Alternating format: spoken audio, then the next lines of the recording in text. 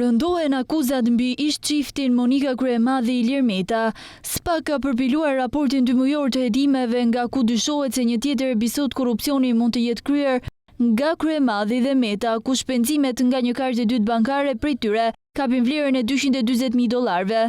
Sipas SPAK, kartat bankare ishin vendosur në dispozicion për ish çiftin Meta nga biznesmeni shqiptaro-amerikan Ardian Shatku. Me anë të kësaj karte, sipas prokurisë së posaçme për periudhën dhjetor të vitit 2014 deri në nëntor të vitit 2017, Monika Kryemadhi dyshohet se ka shpenzuar shumën e $240.000 për blerje në dyqane e veshje në Londër, Vjenë, Las Vegas, Beverly Hills, pagesat të qëndrimit në hotel në Londër, New York dhe Las Vegas, si dhe bileta avioni për udhëtimet. Ish presidenti Meta më herët ka mohuar të ketë lidhje me këtë kartë bankare duke u distancuar nga veprimet e ish bashkëshortes.